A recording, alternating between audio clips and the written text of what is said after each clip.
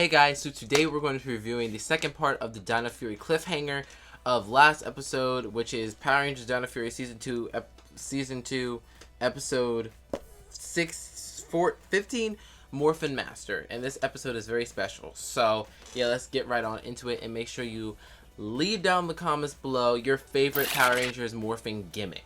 Right? Whether that be the Morphin Keys, a Dino Gem, leave it down in the comments below because I want to know, have a conversation with you guys. Like, subscribe, and turn on post notifications so you get notified every time I post a miracle live on this very channel.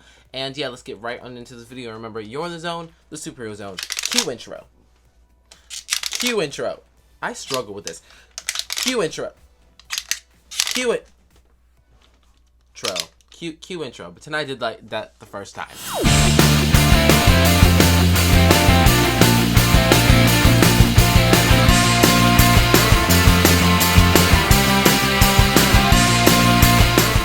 Hello and welcome to Superheroes 101, where the superhero has never known. My name's Xavier Lee. For those of you who don't know me, now I'll be your host.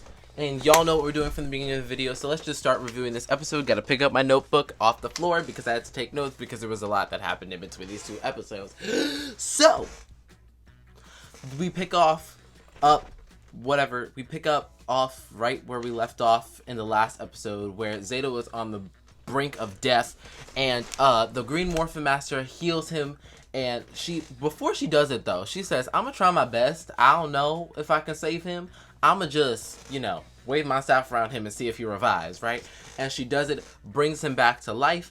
And yeah, and that's kind of scary, kind of considering it's like, do Morphin Masters have limited powers?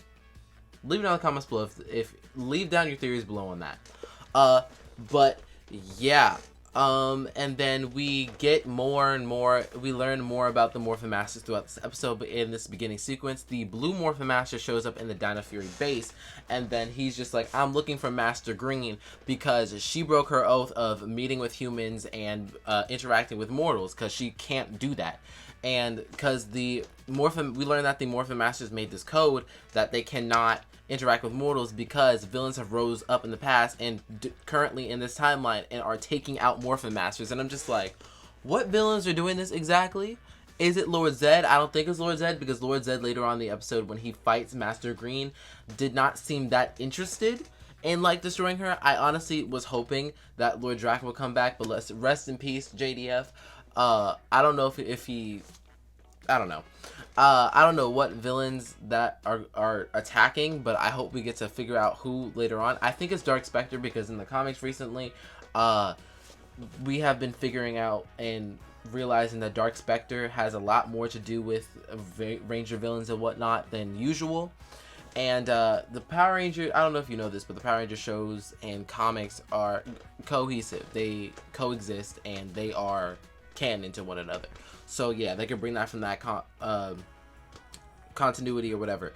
But yeah, and then the Blue Morphin Master is like, I'm under direct orders from Master Red to imprison you in a crystal because you are interacting with mortals and breaking our code. And the Green Morphin Master she sticks up her staff and she's like, I'm ready to fight you. And then she teleports away, right? She teleports the Rangers back to Rafcon because she's like, y'all gotta go save Rafcon, y'all gotta go stop Zed, right?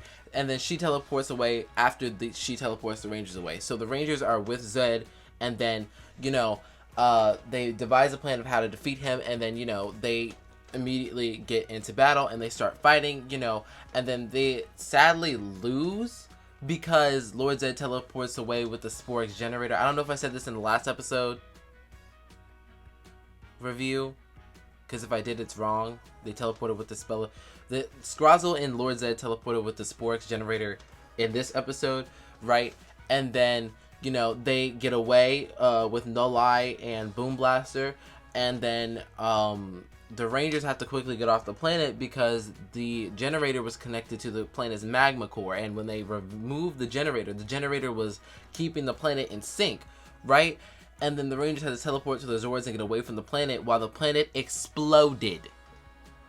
When I tell you I was shocked when I saw this, I'm just like, this has to be the darkest moment in Power Rangers.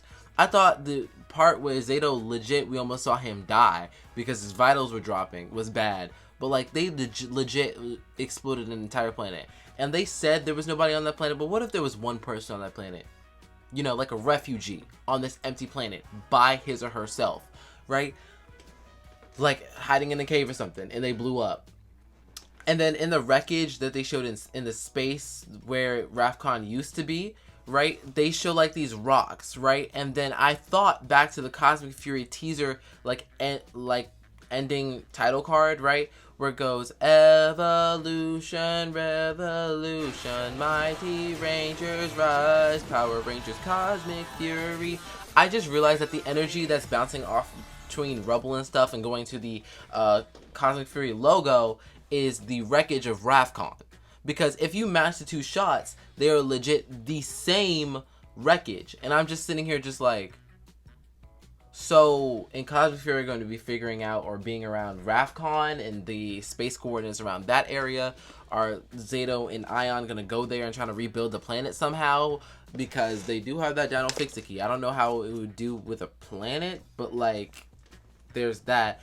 And I just wanted to say that because I noticed that. I don't know if that's significant in any way, but they use the same CGI for the wreckage in space as they did for the Cosmic Fury intro. So I feel like that's something to note when going into Cosmic Fury this year. So, yeah. And then the Rangers head back to Earth so they can stop Lord Zed. And then, basically, what'd I say? Oh, early on in the episode, back at the base with Master Blue and Master Green, the Rangers were defending her. And they were like, hey, like, Master Green is the reason why a bunch of these random occurrences happen in the Power Rangers universe.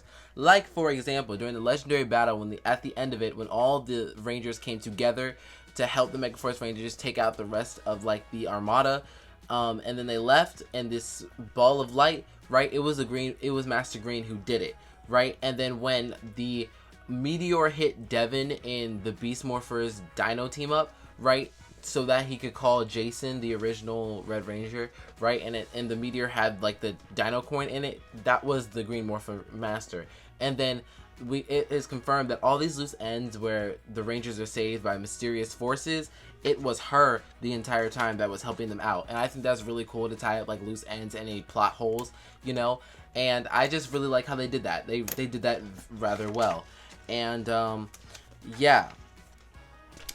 We also found out that Master Red is the leader of the Morphin Masters. I don't know if that's big or anything, but like that's just one thing that I noted, because earlier on Master Blue was like, I got direct orders reported from, you know, Master Red to take you out and capture you or whatnot. But I just wanted to know on that. And then on Earth, the Rangers all put on their battleizers to take down Zed, but he put a force field over himself and over the magma generator Sporix thing.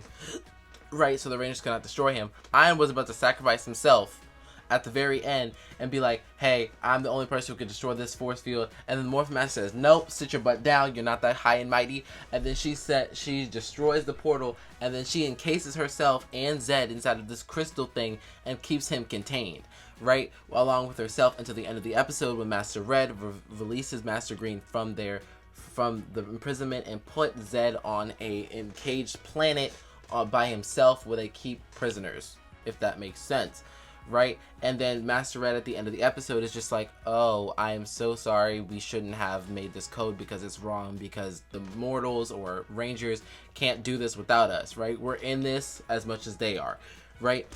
And then, you know, the Morphin Masters go off, and then Zato and Ion are a little bit upset about Rafcon because that entire planet is destroyed. And honestly, I wouldn't be upset if they were like on like this whole revenge plot, because he legit blew up the entire planet. I'm just happy that nobody was on the planet, or nobody known was on the planet.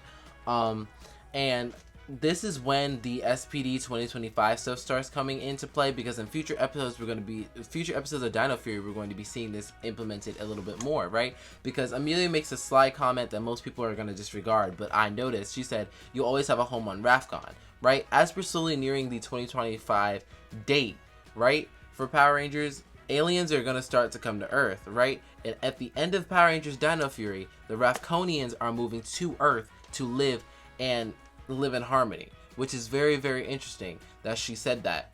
And then it's foreshadowing for the end of the series. So yeah, after that, that's pretty much it for this episode.